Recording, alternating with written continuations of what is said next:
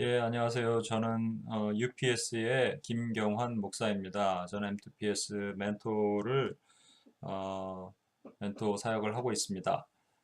여러분에게 이번 학기에 어, 같이 묵상할 띠을 우리가 성경적 세계관으로 삼았어요.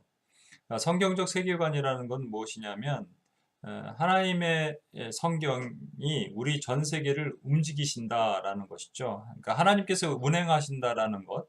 어떻게 운행을 해오셨냐면 하나님 이 땅을 창조하시고 그럼에도 불구하고 인간이 타락했고 그리고 그것을 구속하시고 마지막에 심판하시고 회복하신다. 창조, 타락, 구속, 심판, 회복의 이 흐름으로 우리가 이번 학기에 묵상을 같이 나누고 또 찬양도 선곡을 하고 찬양음악회를 준비 이렇게 하도록 하겠습니다. 첫 번째가 창조인데요. 창조에 관련된 말씀은 우리가 창세기에 물론 창조에 관련된 말씀이 있는 건 당연하지만 그 외에도 많은 부분 창조에 관련된 말씀들이 숨겨져 있습니다. 특별히 시편 8편은요. 가장 작지만 함축적이고 아주 심오한 창조의 말씀이 숨겨져 있는 말씀이 시편 8편입니다. 시편 8편을 먼저 보면요. 시편 8편 구성을 보면 총 9절로 이렇게 돼 있는데요. 여러분 가진 성경, 이제 성경을 여러분 그래서 휴대폰으로 보지 마시고 성경 책을 보시면 앞에 보면 다윗의 시 인도자를 따라 깃딧에 맞춘 노래라고 되어 있습니다. 이게 다윗의 시입니다. 그러니까 다윗이 쓴 거죠. 깃딧이라는 것은 현악기, 하프 같은 현악기인데요. 다윗은 참 많은 노래를 만들었습니다. 시편의 3분의 1도 다윗이 지었어요. 노래도 잘하고 연주도 잘하고 작사도 잘하고 작곡도 잘하는 사람이 다윗입니다. 여러분과 비슷한 것이죠. 그 다윗에게 하나님의 감동을 주시기 시작하셨어요. 영감을 주셨어요. 그래서 옛날 선지자들은 그랬습니다. 하나님의 영감을 부어주시면 그 영감에 따라서 어, 선포도 하고 노래도 만들고 했는데 그것이 그냥 노래를 만든 것이 아니라 하나님의 예언이 됐다는 거예요. 그러니까 예를 들어서 다윗은 본인이 아무 생각은 없진 않았겠지만 물론 은혜 가운데 고백했던 시들이 사실은 예를 들어 대표적으로 시편 22편에 보면 아버지야 아버지 어찌하여 나를 버리셨나이까 이런 고백이 있어요. 이게 누가 하신 것이죠? 우리 예수님이 십자가에서 하신 것이잖아요. 마찬가지로 다윗이 고백했는데 그 고백이 사실은 예수님의 표현, 마지막에 나중에 예수님께서 하셨던 고백이 미리 예언되어 있는 고백 같은 것들이 많이 있습니다. 오늘 여기도 그런 것들이 들어가 있는데요. 일단 우리가 창조가 담겨져 있는 시라고 말씀을 드렸잖아요. 창조가 어디 이렇게 쭉 있나 보면 보십시오. 주의 영광이 하늘을 덮었나이다도 있고요.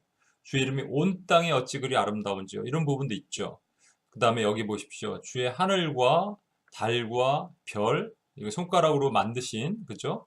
그리고 보시면 주의 손으로 만드신 것, 또 만드신 것, 이렇게 돼 있죠? 만물을 그 발 아래 두시고, 그 다음에 여기 소와 양과 들짐승, 공중의 새, 바다의 물고기, 바닷길에 다니는 것, 그 다음에 이렇게 얼마나 아름다운지요 이렇게 설명이 되어 있습니다. 이쪽에 창조에 대한 내용이 담겨 있는 거예요.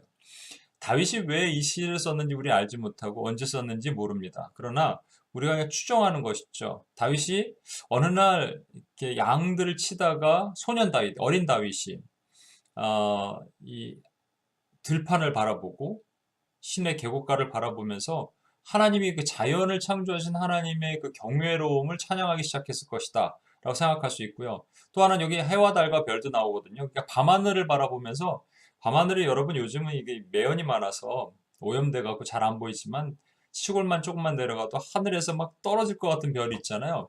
그런 거 바라보면서 여러분 어떤가요? 저는 어렸을 때 그거 보면 막 경외로움이 느꼈거든요. 정말 경외로움을 느끼는 겁니다. 그렇게 다윗이 어린 목동 다윗이 그것을 썼을 것이다. 혹은 성인이 돼서 왕이 돼서 과거를 회상하면서 썼을 것이다. 아무튼 중요한 것은 다윗이 이 찬양을 만들었는데 우리가 오늘 묵상할 때는요. 그냥 그 상황으로 들어가는 게 가장 중요하거든요. 그래서 요 그림 잘 보시고요. 다시 이런 모양으로 아니면 요거보다 더 편한 모양으로 연주하면서 하나님을 찬양했을 것이다. 낮에 들어가도 좋고요. 밤이 돼도 좋습니다. 근데 아까도 얘기한 것처럼 이것이 다윗이 고백했지만 사실 그 고백 속에 다윗이 예수님이 되어서 고백하는 것도 있습니다. 그리고 이 구조가 1절로부터 9절로 되어 있는데요. 잘 보시면 이게 봉투 모양처럼 되어 있어요. 어떻게 봉투 모양이냐면요. 이 앞 끝에가 뒤에가 똑같죠. 그래서 이런 시들을 보시면 전부 봉투 구조라고 보시면 됩니다. 여호와 주여 주의 이름이 온 땅에 어찌 그리 아름다운지요. 어찌 그리 아름다운지요. 이렇게 돼 있죠. 그러니까 여기 끝에가 똑같은 것이죠. 그럼 이제 쭉쭉쭉쭉 가다가 요 뾰족한 부분이 어떻게 보면 중심이 되어 있죠. 뾰족한 부분이 몇 절일까요? 뾰족한 부분이 5절이 됩니다.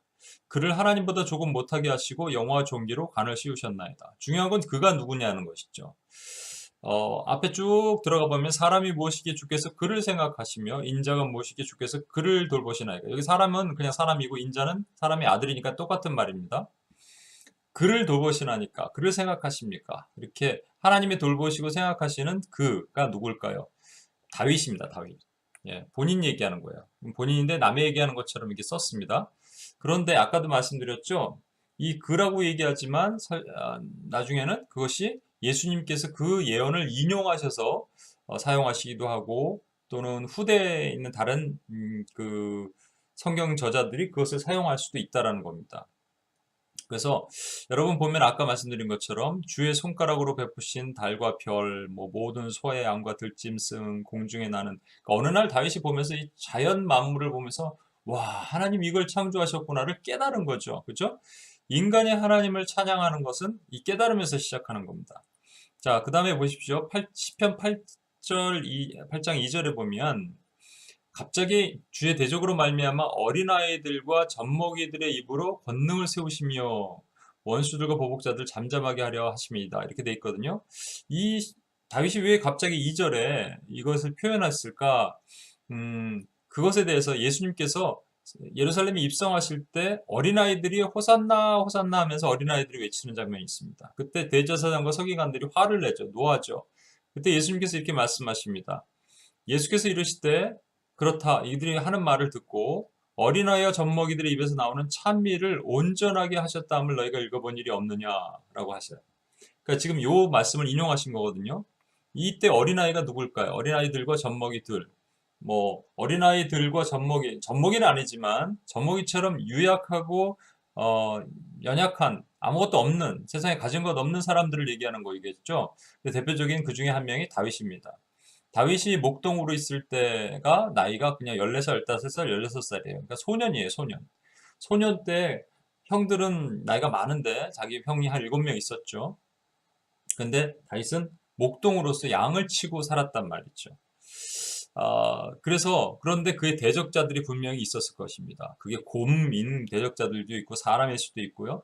근데 이 말씀, 다윗이 그때 생각했던 자신은 어린아이고, 그 자신의 대적이 있다라고 하는 것을 예수님 그대로 사용하셔서, 이 시대, 어린아이들이 하나님을 찬양하죠. 교만한 사람들은 하나님 찬양 못합니다. 이 어린아이들은 겸손한 사람들 얘기할 텐데요. 그 다음에 또 하나 보시면, 사람이 무엇이기에 주께서 그를 생각하시며 인자가 무엇이기에 그를 돌보시나이까 아까 그 말씀이죠. 그를 하나님보다 조금 못하게 하시고 영화와 존귀로 관을 씌우셨나요. 그가 다윗이라고 말씀드렸습니다.